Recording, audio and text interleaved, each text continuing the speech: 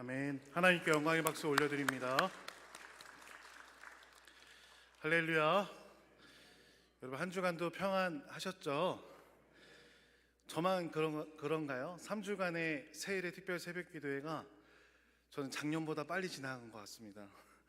이처럼 이제 시간이 엄청 빠르게 지나간다라는 게 느껴졌던 이번 시간이었는데, 여러분 우리가 알고 있듯이 우리 주변의 이 세상은 하루가 다르게 변하고 있고, 또 우리가 믿고 의지했던 것들도 시간의 이제 흐름 속에서 퇴색되거나 사라져 버리는 것들이 참 많이 있다라는 것을 알게 됩니다.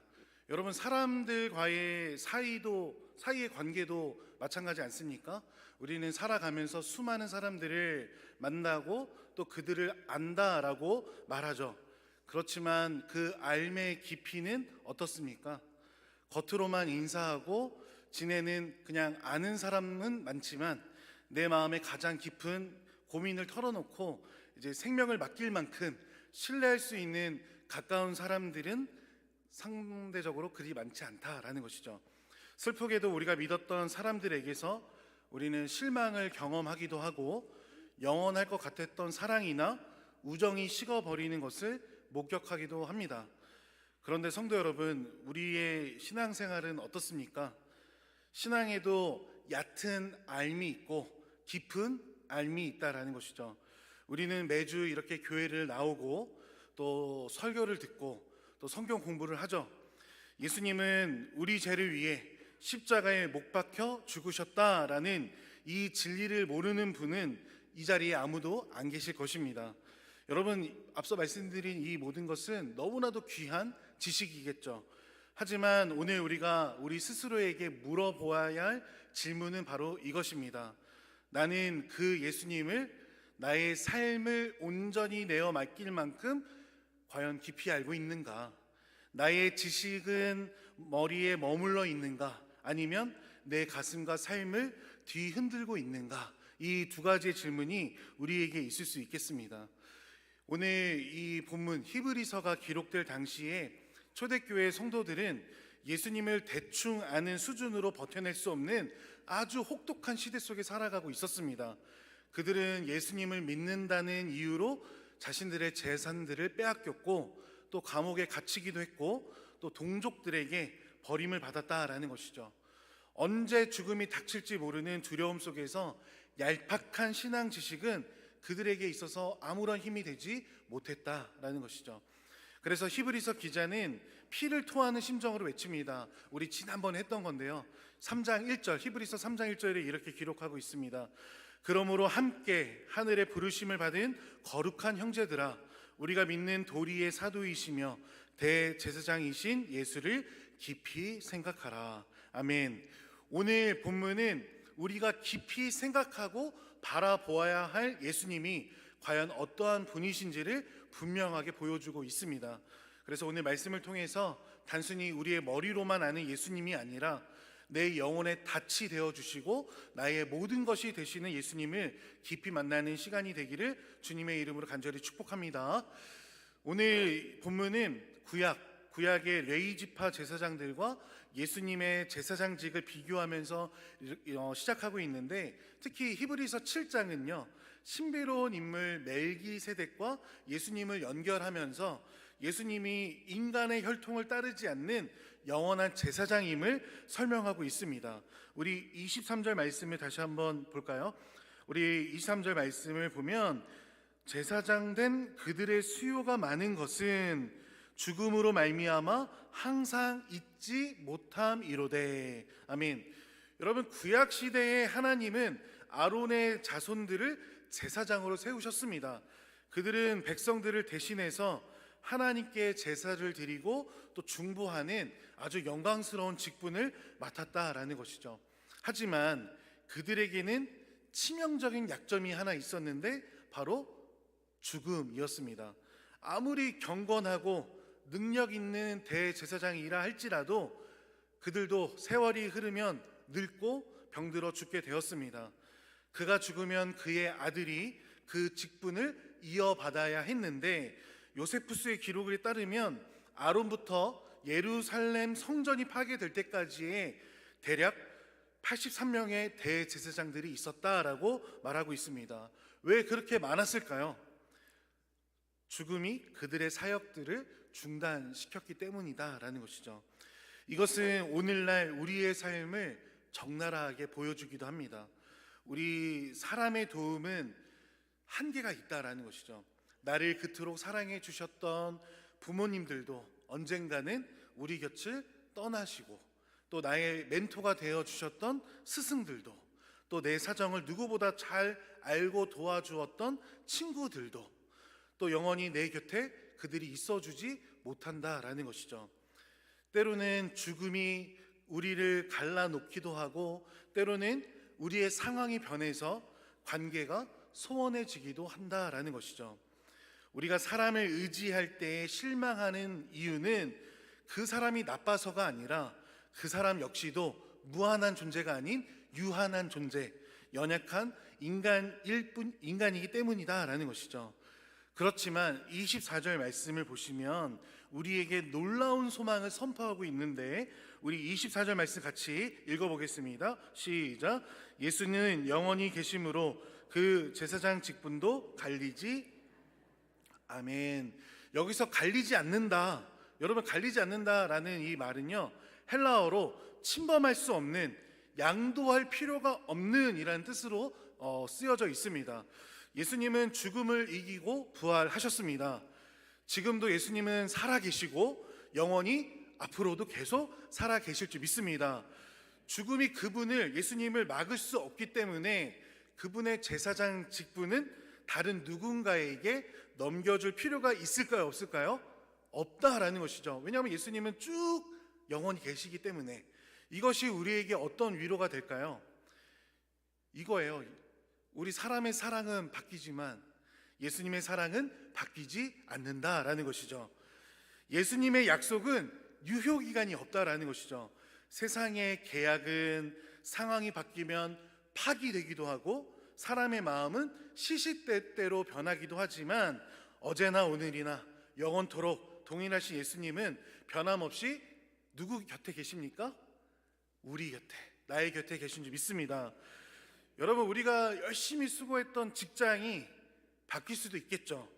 또 건강했던 이 육신의 건강함도 바뀔 수도 있고, 또 우리 가정의 경제 상황도 요동칠 때도 있고, 또 심지어 내 감정과 믿음의 상태가 쭉 올라가면 좋겠는데 바닥을 칠 때도 있다라는 것이죠. 그렇지만 우리의 대제사장 되신 예수님은 항상 그 자리에 계심을 우리가 날마다 믿어야 하는 것입니다. 여러분들의 믿음의 기초는 어디에 있으십니까? 혹시 이런 분들 계십니까? 내가 하고 있는 사업이 잘 되면 내 믿음도 좋아질 거야. 내가 건강이 좋으면 내 믿음이 더 좋아질 거야. 내 자녀가 대학에 좋은 직장에 취업하면 하나님을 찬양하고, 상황이 조금만 어려워지면 하나님 정말 살아계시는 거 맞아요? 라고 흔들리고 계시는 분 이 자리에 아무도 안 계실 줄 믿습니다. 여러분, 앞서 말씀드렸던 이 예는요, 상황에 기초한 믿음이라는 것이죠. 상황은 언제든지 변하게 됩니다. 우리의 믿음은 그렇지만 상황이 아니라 영원히 변치 않으시는 예수 그리스도라는 반석 위에 온전히 세워져야 하는 것입니다. 그래서 오늘 이 시간 변하는 세상 속에서 변하지 않는 주님을 꼭 붙들 수 있기를 간절히 소망합니다. 우리 찬양 중에 세상 흔들리고 사람들은 변하여도 나는 주를 섬기리라는 찬양이 있는데, 이 찬양의 가사처럼 변하지 않고 영원하신 주님을 꼭 의지할 수 있는, 또 그렇게 고백할 수 있는 저 여러분 되기를 간절히 소망합니다.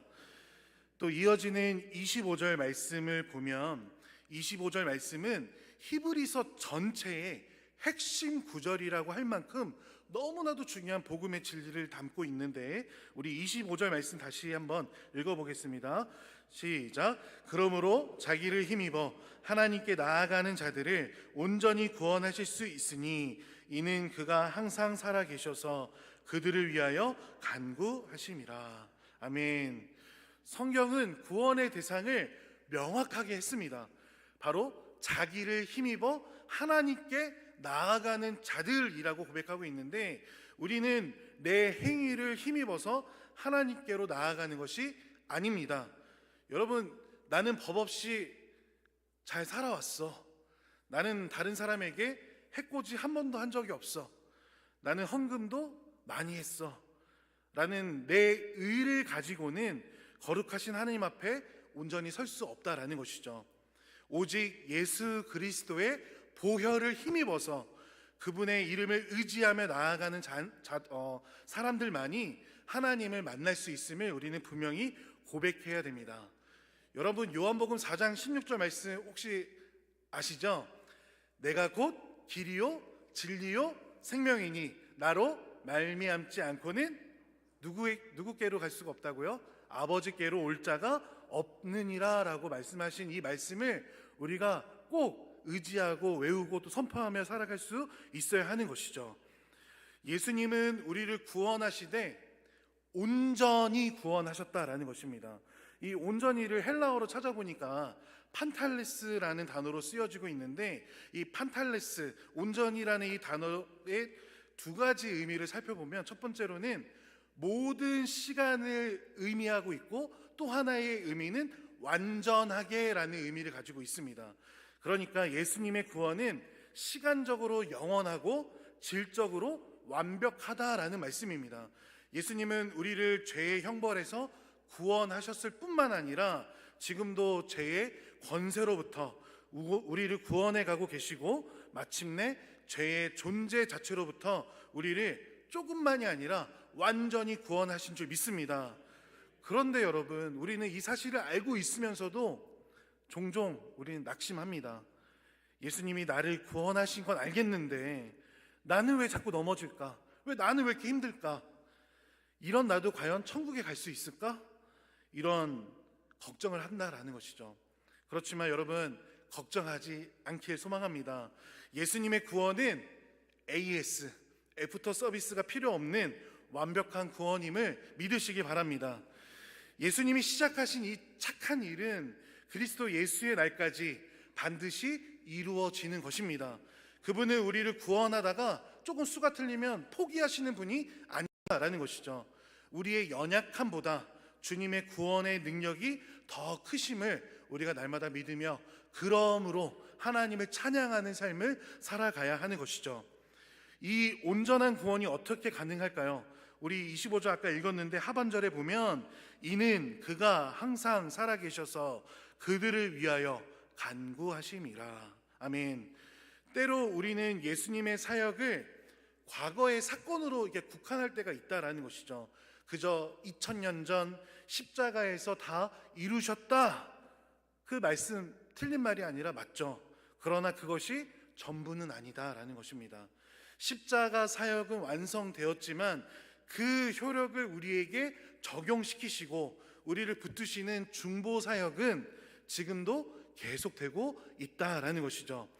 예수님은 지금 하나님 보좌 우편에서 무엇을 하고 계실까요? 보이진 않지만 우리를 위해서 날마다 중보, 기도하고 계신다라는 것이죠.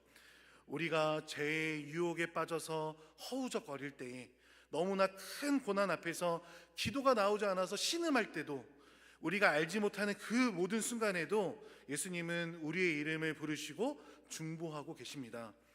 누가복음 22장 31절에서 32절 말씀을 보면 베드로를 향해서 이렇게 말씀하시죠. 시몬아, 사탄이 너를 밀 까부르듯 하려고 요구하였으나 그러나 내가 너를 위하여 내 믿음이 떨어지지 않기를 기도하였노니. 아멘. 이렇게 말씀하셨던 그 주님이 오늘 2025년 12월 오늘 7일이죠. 오늘 살아가는 우리를 위해서도 동일하게 기도하고 계신다라는 것입니다.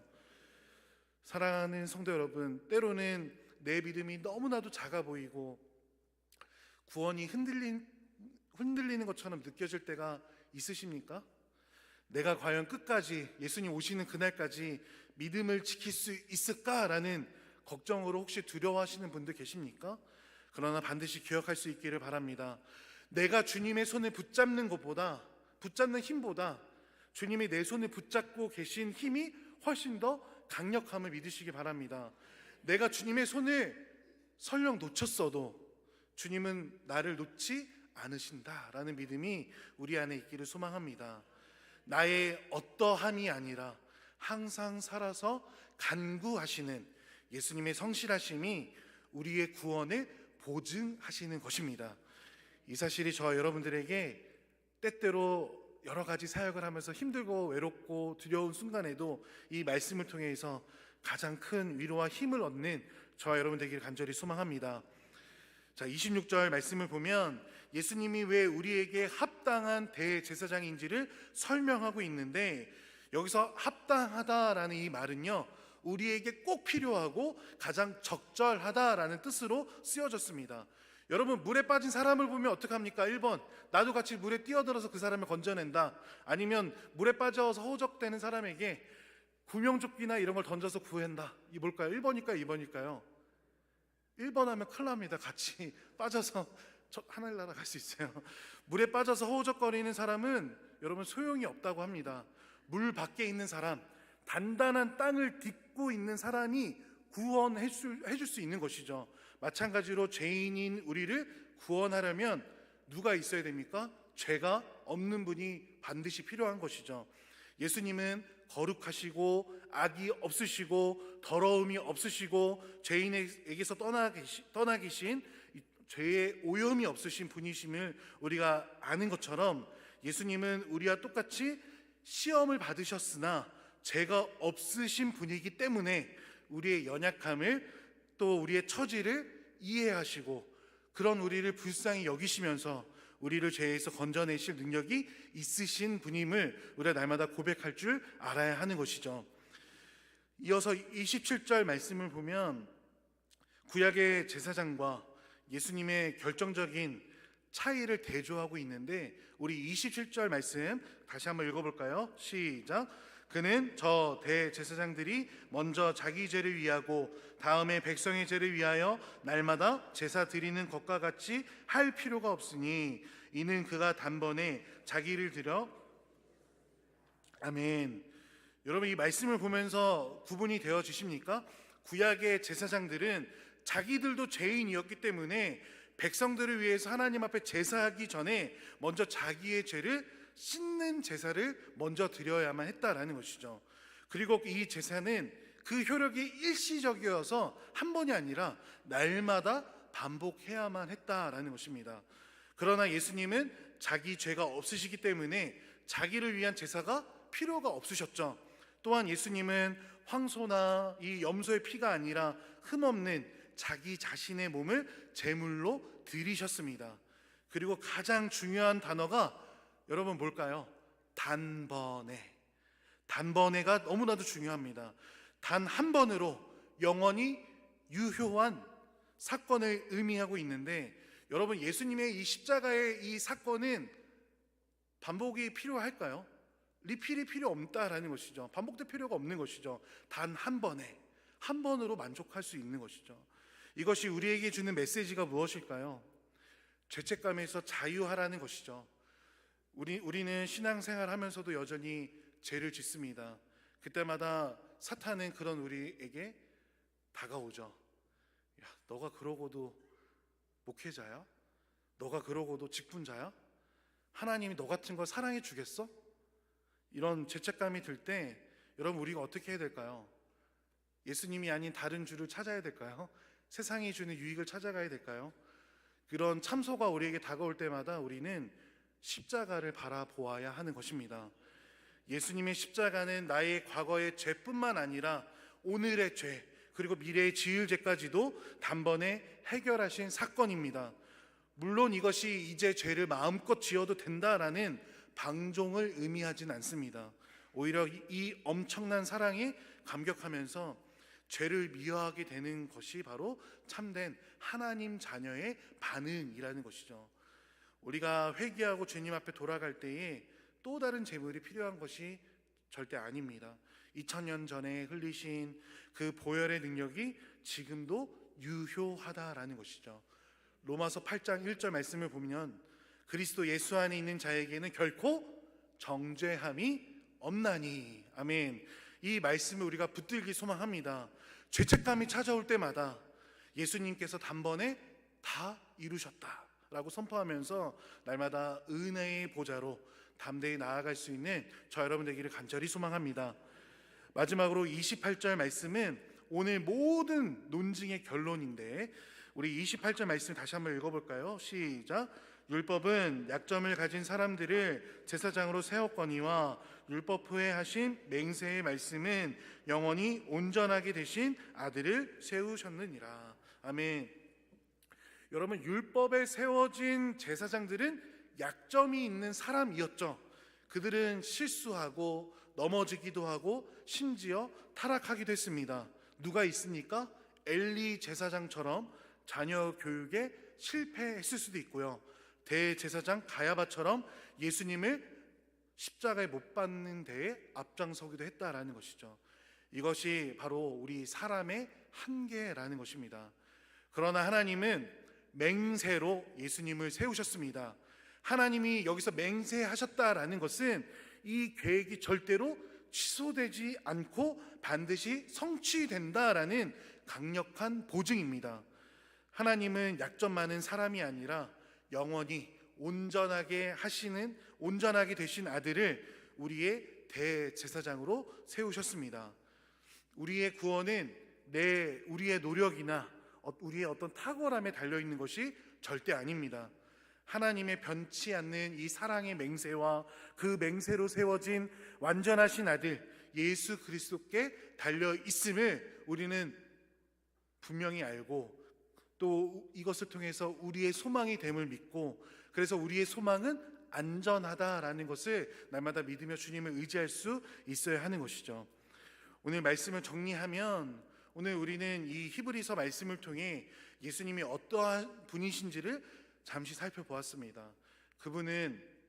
예수님은 죽음으로 막히지 않은 영원한 대제사장이십니다. 우리를 끝까지 온전히 구원하시고 지금도 우리를 위해 기도하고 계시는 분이십니다. 예수님은 또 거룩하고 흠 없는 분이시고 단번에 자기를 들여서 우리의 모든 죄를 씻으셨습니다. 예수님은 하나님의 맹세로 세워진 영원한 아들이십니다. 이 위대하신 예수님은 우리가 얼마나 많이 알고 계십니까? 어떤 때에만, 성탄절, 부활주일 이럴 때에만 예수님 찾으십니까? 우리는 결단해야 되겠죠. 예수님을 더욱더 깊이 알아가야 합니다.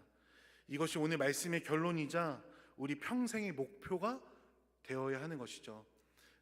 나이가 어리든 나이가 많든 건강이 있든 없든 물질이 있든 없든 날마다 살아계신 예수님을 의지하고 그 예수님을 깊이 알아가야 우리가 좌로나 우로나 흔들리지 않는 것입니다. 어떻게 하면 그 예수님을 깊이 우리가 알 수 있을까요? 첫째로는 말씀 속으로 깊이 들어가야 하는 삶을 살아가야 합니다. 여러분, 말씀은 읽고 계시죠? 수박 겉핥기식의 성경 읽기를 하고 있다면 그것을 멈추고 예수님의 행적 하나하나를 깊이 묵상할 수 있기를 바랍니다.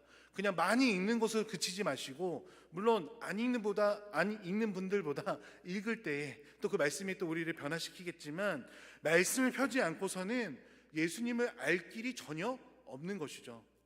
그래서 성경을 통해 계시된 예수님을 우리가 만날 때에 우리의 믿음은 단단한 반석 위에 서 있음을 믿으시기 바랍니다.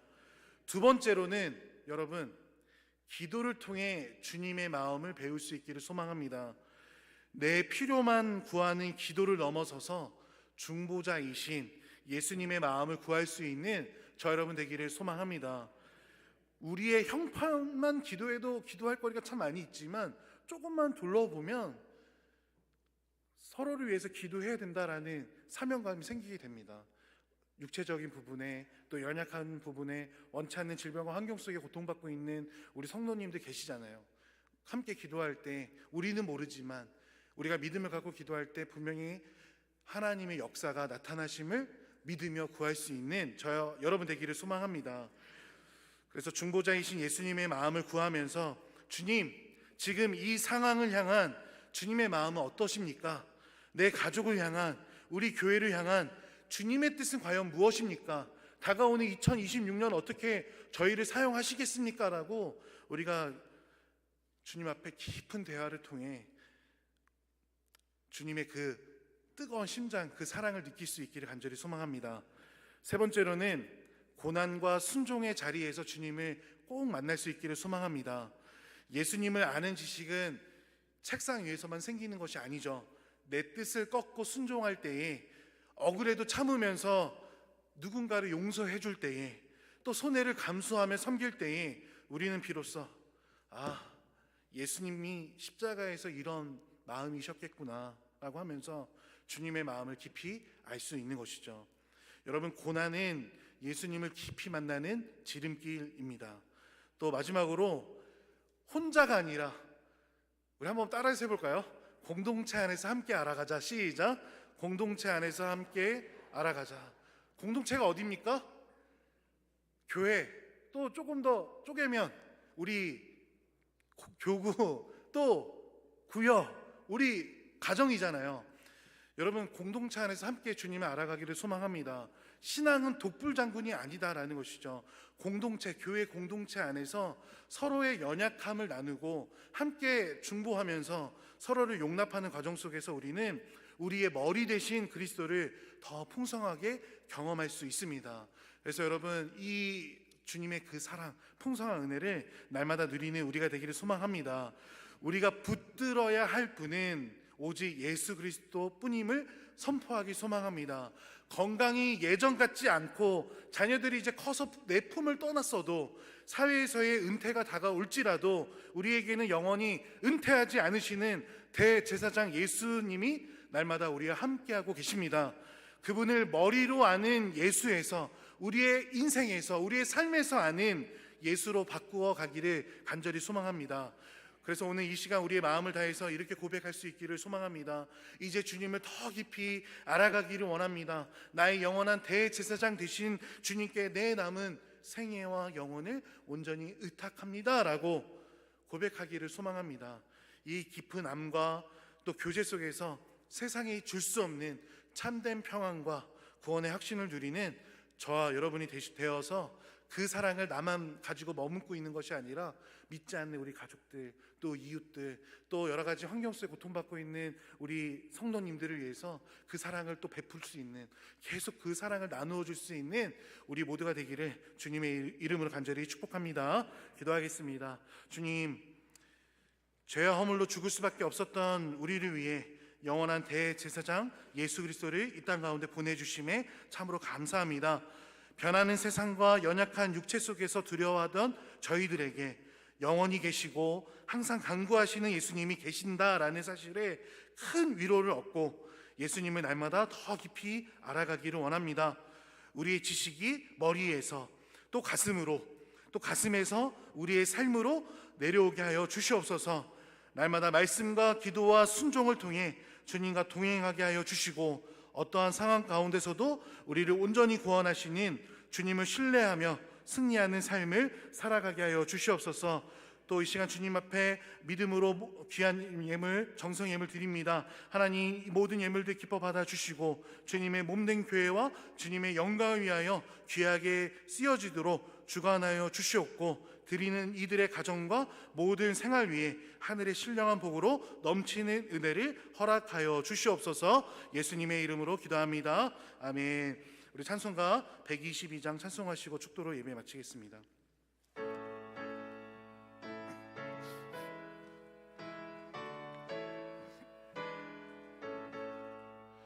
참 반가운 성도여, 다 이리 와서 베들레 성 안에 가봅시다. 저 그유에 누이신 아기를 보고 엎드려 절하세, 엎드려 절하세, 엎드려 절하세. 구주 나셨네. 저 천사여 찬송이 높이 불러 서희과 바라 천지에 울리어라. 주 하나님 앞에는 영광을 돌려 엎드려 절하세. 엎드려 절하세. 엎드려 절하세. 구주 나셨네. 이 세상에 주께서 탄생할 때에 잠시과 참 사람이 되시려고 저 동정녀 몸에서 나시었으니 엎드려 절하세. 엎드려 절하세. 엎드려 절하세. 구주 나셨네. 여호와의 말씀이 육신에 임어 날 구원할 구주가 되셨도다. 늘 감사 찬송을 주 앞에 드려 엎드려 절하세. 엎드려 절하. 엎드려 절하세. 구주 나셨네. 아멘. 지금의 우리 주 예수 그리스도의 은혜와 성부 하나님 아버지의 크신 사랑하심과 성령 하나님의 역사 위로 교통하심이 오늘 말씀을 마음에 새기고 변하는 세상과 상황 속에서도 오직 영원하신 예수님만 바라보며 그분을 더 깊이 알아가기로 결단하는 사랑하는 모든 성도들의 머리 위에와 그들의 가정과 또 자녀와 생업의 터전 위에 지금부터 영원토록 함께 있을지어다. 아멘.